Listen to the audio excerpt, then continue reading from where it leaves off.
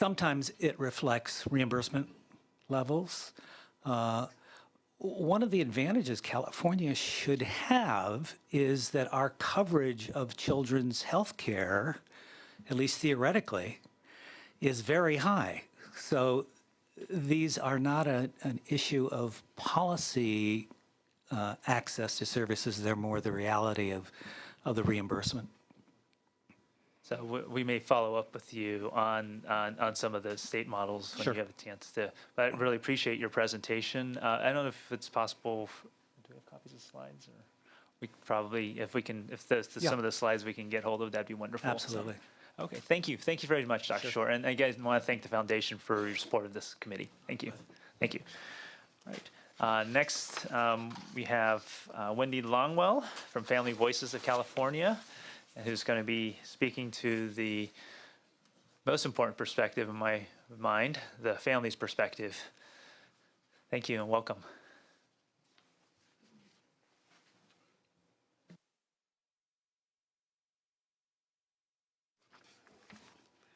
Thank you for having me to come today and speak to you. See, I think this is the first picture I was going to bring up. Yep. This is my son, Derek. He was born in 1995 with spina bifida, hydrocephalus, neurogenic bladder and bowel, and bilateral club feet. And those are the main diagnoses. There's been others added since his birth. As you can see from the pictures, my son is a very active, he might be in a wheelchair, but he's not wheelchair bound. He does various activities. The picture to the right with him holding up fish was this summer. We went with Disabled Sports and went camping and fishing, and he loved it. It was his first fishing experience. So even though my son has had various times in his life with surgeries and severe illness, he's had 41 surgeries in his life. He's now 20. There's been stages in his life where he was bedridden for a year and a half due to a decubitus ulcer that took us 6 years to get it resolved. And I want to share with you what Dr. Shore was talking about, but from the family perspective in navigating those systems. It is very, very time consuming, very, very frustrating to deal with everything, all the different systems. Derek has been involved in every system that you guys have mentioned so far. There is not one that he hasn't hit. So learning throughout the years on how to navigate each of those, where it came to special education, where mental health won't be part of the IEP. Yet mental health definitely slides into, community, home, and school, but yet they aren't part of it. Everybody is their own silos. And so who does it end up being to bridge each and every silo? The parent. And that's why I keep binders of all of Derek's stuff. This is his 6th one that I keep all of his stuff in so that I can share with whoever needs it, whether it's school, mental health, CCS, doctors that we get referred to. I always have it with me so that I have any relevant information they might ask, because nobody shares information. I'm the only one that has it all that can make sure everybody else has what they need to treat my son correctly. And with the things that have been changing recently in all of those systems are making it more difficult to do so. So to give you an example, before Managed Medi-Cal came in, I could call my son's primary care doctor and get him in same day or the next day. Now I call and it's a 6-week wait. To give you an example of why that's not okay for my son, he doesn't have feeling in his lower legs. And so he's in a wheelchair that has a metal plate for where his feet rest. As most of us, when we're at home, we go around barefoot, maybe socks on, and that metal plate can cause ulcers on his feet.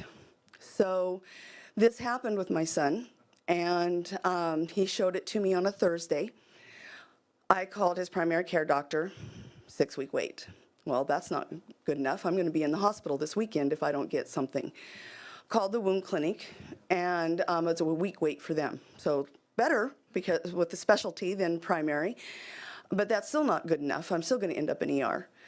So I left messages upon messages trying to get him in somewhere so I can get him on out. I know what I need. I need Bactrim DS, and I need it now so that we don't end up in ER. Friday, still hadn't heard back from anybody that I had called. Go down to UC Davis to see his urologist. Tell his urologist the situation, and she goes, well, what do you want me to do? And I said, can you give me a prescription for Bactrim DS? If I don't get it from you today, I will be in ER this weekend. So she gave it to me because I knew what I needed. We didn't end up in ER. I went to the wound clinic the following week, and everything was fine. But that is the hardship as a parent trying to navigate the system now versus what I had before. And she went out on a limb. I mean, shouldn't have given me a prescription for that. I mean, she was very careful. She wrote all in her notes, has an appointment with wound clinic, this is what she's done. So she was covering herself for giving us that prescription. But I was very thankful that she was willing to do that because, of the seriousness of the situation. And the same thing I'm experiencing in almost every entity that I deal with Derek. He's 20, so we're in the process of transitioning from CCS. It was amazing to me when he hit the 18 mark. Suddenly, I guess he was cured because everybody wanted to reevaluate him to see if he still qualified for their services. And I'm like, okay, so spina bifida is cured because he hit 18. Of course, he did still qualify for all the services, but the time and commitment it took to do all the evaluations through the school, through SSI, through regional center, every single entity that we were connected with had to do some sort of reevaluation when he hit 18. And so now we're hitting our next big transition, 21. We lose CCS. One of the things that my son has said, he's come to several meetings with me, and one of the things he always says is, well, why can't I keep CCS? They made it to where you can keep your private insurance for your parents till you're 26. Why can't I keep CCS till I'm 26? And I'm like, well, 21 is when it ends. And just to give you some recent examples of what I've been working on with the transition, Derek's been having a lot of problems with his hip, and so we've been going to different doctors trying to figure this out. And so I got a referral to a pain management doctor that's not in the CCS system. This is just through the Medi-Cal system. And our primary care doctor did the referral. Several weeks later, I get a phone call from the doctor saying, well, we need you to gather all the medical records of all the other doctors and the tests that they've done so we can see if we want to take him on as a client. So I spent 2 hours going to various entities, gathering information and taking it to them. It's been 3 more weeks since I did that, and I still haven't heard whether they're going to take him on as a client. When I wanted to look at switching for my son's adult care to Stanford from UC Davis, I called CCS and said, could we look into this and see if that's something we want to do? From the time I called CCS and told them I'd like to try that, they set it up for second opinions at Stanford. I had my initial appointments within 6 weeks from that initial call with CCS. Our first appointment was last Wednesday. This Monday, so yesterday, I have 4 more appointments set up with Stanford. That's how much quicker I get when I'm going through CCS versus Medi-Cal. CCS makes it so much simpler. It was 1 phone call to how many other phone calls. And it's nice to know that you have somebody that you can call that knows who you are, knows who your son is, and what his needs are. I don't have that with Medi-Cal. You call there, yeah, there's care coordinators, but you get a different one each time. And they don't know your child from Adam, so they don't know what he really needs. And so you have to educate each person each time you call. And it's like, well, how long do you have? You want me to go over the last 20 years, 41 surgeries? And so it's important as a parent that you have somebody. And besides CCS, the only other person I would say I have is Regional Center. that I can call and they know who I am, and they know who my son is, and they help out. School systems, no. You know, SSI, Medi-Cal, any other entity, mental health, who are you? Did we see you last? How do you spell your name? It's so nice to have the few that I do have that I don't have to spell my name. They know who we are and what his needs are. And I wanted to give some examples of care coordination. There's three that come to mind first, and I'm going to share with you. Let's see if I can switch to the, it's similar to what, okay, it was really nice and up there for me last time. How do I switch? Do I just hit that arrow and it goes to the next slide? Okay, we'll do it that way. So Dr. Shore shared one of these as well. If it's going, what am I doing?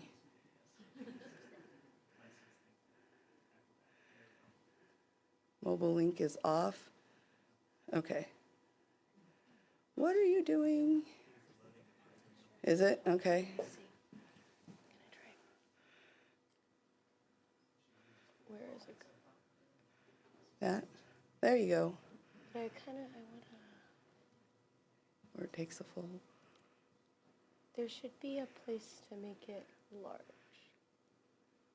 The plus sign. Do you know how to make it kind of widen the shot?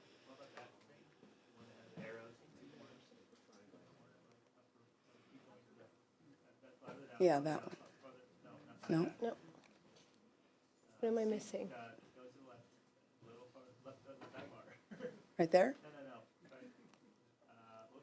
Fit window? That might work.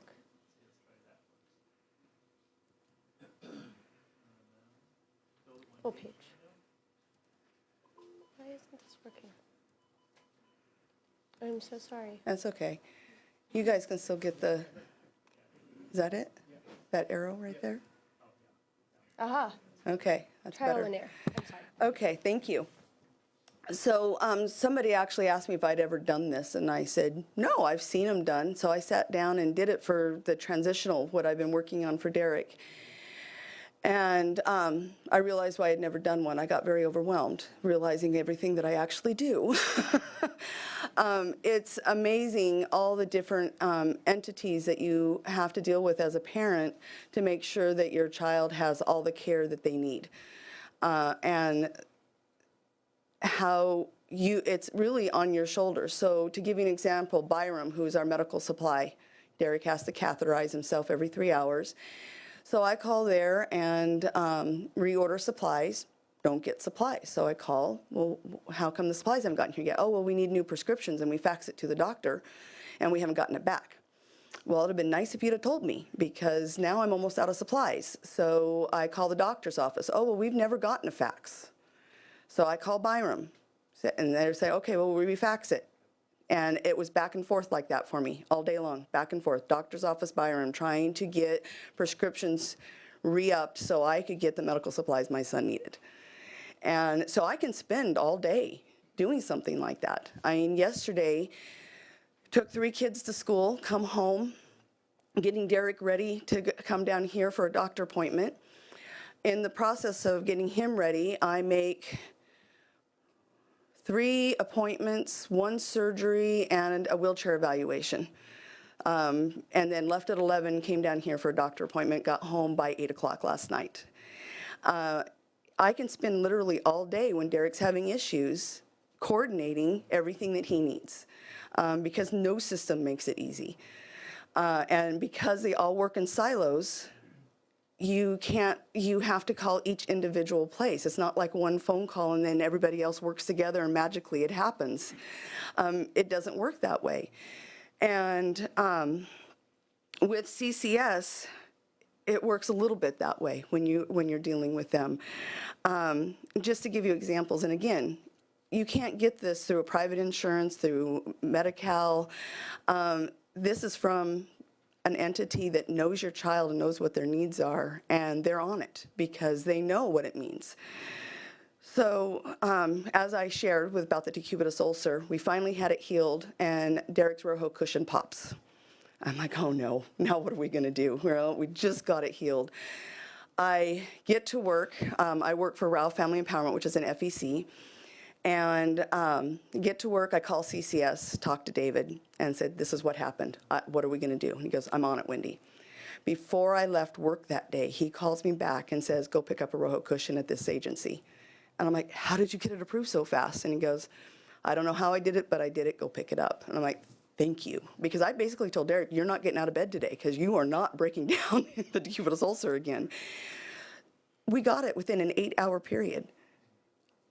I don't know how he did it, but he did it. And I say it's because he knew the importance of it, that he didn't let it go. He probably worked on it constantly all day long to get that to happen. Another one was Derek broke his leg when he was 10. And he got pocket abscesses all up and down his leg and around his knee. They actually thought they were going to have to amputate. Fortunately, we didn't. We were getting ready to be discharged, and CCS director shows up in our hospital room. I'm like, hey, hi. And he goes, you're going to be getting discharged. And I said, yeah. And he goes, so what equipment do you need to get Derek home? I gave him the list the doctor gave me. All of it was delivered to my house before we got there. Again, who's going to show up besides CCS at your hospital room and totally coordinate all of that so I could concentrate on my son? Last but not least, we moved a year ago. House was completely not wheelchair accessible. I mean, we literally had plywood up the stairs to get him up there. And I called CCS and said, you know, I'm trying to research and try to figure all this out for Derek. And he goes, well, can I come out? And I said, sure. He came out, did a home evaluation, wrote up a report, turned it into CCS, Medi-Cal, and Regional Center. I got a whole new bathroom set up ADA approved because of what he did. I didn't do any of it. He did all the legwork. Again, show me a place that's going to do that for me. I don't, you know, with this whole transition to Sanford, I called one phone call to CCS and I get these appointments all set up. I literally don't know what I would do if I didn't have CCS. And to think to roll that in to managed Medi-Cal, where you're just another number, you're not a name, scares me. It really does.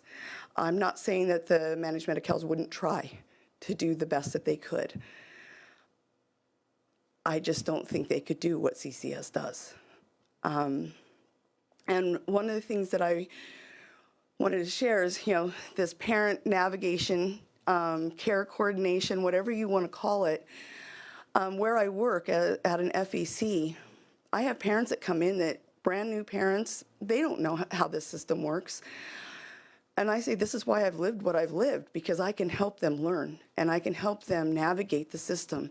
Where mom comes in to me, her son has not passed his hearing test. She's been told he has kidney stones and she doesn't even know what insurance is what and who's primary and what do I do with it.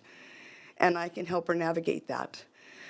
And the sad thing is with the FECs is SB 511, we got the state to fund FECs. And we're supposed to have, I believe, 32. And this was since 2001. And we have 14 of them have been started. So we have that many more. So like up in Northern California from where I'm at, my FEC does 6 counties. And then there's one other FEC that I believe does 3 or 4 counties over on the Nevada border. All the other counties up there don't have an FEC to cover them. So where do those parents go to get help? Do you want to just explain? Family for- Empowerment Center. Right. Where do those families go that don't have an FEC to call that has a parent on the other end like me that can help them learn how to navigate these systems? And I'm sorry, but every other system out there, there's waivers through Regional Center. There's different things you can get through the educational system. But do you think any of those entities tell you about those things? No. But me as a parent that's lived it, I can tell other parents, this is what you need to do, and that door will open for you so you can get what your child needs. And it's a very gratifying job, and I always tell myself this is why I'm going through what I'm going through with my son, so I can help others. But even at that, it's an overwhelming job. And I love the help that I have. And if we are going to keep making these transitions, one, we need to get rid of the silos so that they're all working together. And two, we need to have somebody that knows the families that can help them navigate the system, because families don't know how to do it. And they get told no, and they're like, okay, so it's a no, not realizing that that person they just talked to, was their second day on the job, so they don't really know if it was a no. Like a parent, when the kid's nagging at you and you're in the middle of cooking, what's the easiest answer? No, not right now. And that's what we get from all these entities. That's the easiest answer. But if you keep pushing, you find out that no a lot of times will turn into yes. But parents need to know how to do that. And I'm not saying being aggressive and being, but you need to know what doors to push on to get the answers that you need. And that's what's missing out there. And I hope that as you guys look at this system, that you look at FECs or something like FECs that can help families navigate CCS, Medi-Cal, whatever entity they need for their child, because it's scary to live out there. Okay. Thank you. Well, thank you. Thanks very much, Ms. Longwell. And certainly, as a primary care physician who took care of a lot of children with special needs, knowing that even at my end, the hoops that I often had to go through to help the families, knowing that the families had to deal with even more, certainly I appreciate what you're saying, and having, just knowing that in clinics, sometimes what will happen is I have a full schedule and then I have this whole stack of papers. Probably some of them are like requests for prescriptions and referral forms and so forth. And yet, haven't been given any time in my schedule to do those, but knowing that there are families waiting at the other end, for me to fill that out and have the clerks fax it over, hopefully in the next, few hours. Yet trying to figure out how to get those all done in the middle of all the other stuff that we're doing. And so we need to figure out a better way to make that happen and to be sure that families have the supports they need and all the other caretakers and service providers who are helping out, that they have the tools they need. As you said, you don't want to have someone who's having to constantly relearn your child. I know that every time I see a new child, that's a very long appointment, and we're really going to go through even just scratching the surface of what needs to get done. So thank you so very much. Appreciate it. Thank you. Okay. All right. So next panel is actually looking at our we can call it physical health or medical services and programs. I appreciate Director Jennifer Kent from the Department of Healthcare Services. Thank you so much for being here. We have Barbara Sheehy, Contra Costa Administrator for CCS, and also Dr. Richard Chinook, the Board President of the Children's Specialty Care Coalition. And I appreciate all of you being here and providing sort of an overview of the programs. And particularly, I think we want to hear about also how they may interface with some of the other silos we've talked about, and what are and also where the sort of the regulatory and funding either barriers or opportunities for trying to cross some of those to bridge some of those interfaces. So again, I want to thank you all for being here, and Director Kent, have you start off. Great. Thank you. Thank you.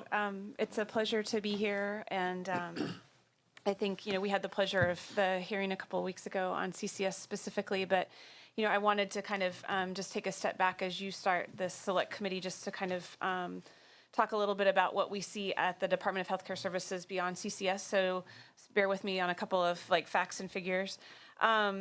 So we, over the last 10 years in the program, have seen a 61% enrollment growth in children. So we're covering today approximately 5 million children. About 180,000 of those children are in CCS. But when you look at this, at the scope and size of what we cover, when we did some data analytics, and those are a lot of the facts that I'm going to talk about, is for the 0 to 18 population in our program, it was about $10 billion in spending over the calendar year of 2011. So that's kind of the last best set of analytics that we're working off of. there was 10 different subpopulations of children that we broke down. So CCS, developmentally disabled, foster care, other disabilities, undocumented. And when we looked at all of that data, obviously, and you're not going to be surprised by this, the developmentally disabled population and the CCS populations were extremely high in terms of PMPM costs. So about $1,800 PMPM on the DD population and about $1,400 on the CCS PMPM. And when I say PMPM, I'm not talking about a capitation payment, but what we did was we took the expenditures divided by the children. The average cost, for example, an illustration is about $240 PMPM. So those really small yet extraordinarily complicated and complex populations are certainly driving a lot of expenditures in our program. 1%, the highest spending or the highest percentage cost of that population accounted for 24% of all the spend that year. So 1% drives a quarter of the overall cost, which is extraordinary. When you look at the different subpopulations, and I know that Karen Baylor's coming on later and she can really speak to the mental health issues, in the foster care population, 62% of the spend on that population was in the short Doyle system, which means that's mental health coverage. Whereas in CCS, you're not going to be surprised, 25% was acute hospital costs, only 3% was short Doyle, and 28% was pharma. So depending on the population of children, you see very, very different needs depending on who they are. The CCS emergency room rate per 1,000 was 47. Admissions or ED visits per the average is being 21 across all child's populations. Obviously, most costly 1%, 65 ED visits per 1,000. So you see a dramatically different ED rate. Again, you're a pediatrician, so the most common admission is upper respiratory. And this is kind of where I think it's just a really interesting discussion about how we do a better job of care coordination is you take a disease like asthma, and in CCS, if there's a CCS patient without asthma conditions, they had about 41 ED visits per 1,000. If it was a CCS child with asthma, it doubled to 82. So there has to be something, that we're like, we got to do a better job there. I think what you would also see, again, CCS being very, very complicated, complex populations, the inpatient utilization, so not ED, but actual inpatient admissions, is 1,876 per 10,000 member months. That's almost 3.5 times higher than the developmentally disabled population and 13 times higher than any other disabled population. And so, again, that's driven in part by their extraordinary medical conditions and in some cases very rare conditions. CCS constitutes 2% of our enrollment, but 51% of all the acute inpatient days. And so I think, just to kind of, I really am struck by some of these numbers, but I think it also brings the magnitude of what your committee is looking at, as well as a lot of the discussions that we're having, not only with foster children and how we better manage them. I know that social services and others are having a lot of conversations about on the mental health as well as the social support side. But CCS, those are children, and Wendy, is on one of our advisory panels. These are very, very individual children with very, very specific needs. And so I think, we're very proud of the work we do. I think that we always have room to improve, and that's something that we're really working hard to implement. I think the other thing that we do that we would like to be able to share when it's public is we're releasing our 2015 HEDIS quality dashboards next week, I think, through our Medi-Cal Managed Care Advisory Committee. And there's not necessarily a HEDIS measure that is per se geared towards children with either complex or special care needs, but we do have a number of HEDIS measures that are child-focused. And so I would really like to come back and share that data with you, because we're looking at, vaccine rates, inpatient admissions, asthma control, weight counseling, BMI, lots of those kinds of things. And so those are in some cases the marker for how we should be held accountable, as well as our plans held accountable for outcomes in terms of what we're doing. So with that, I will stop, and if there's questions, I'm happy to answer them.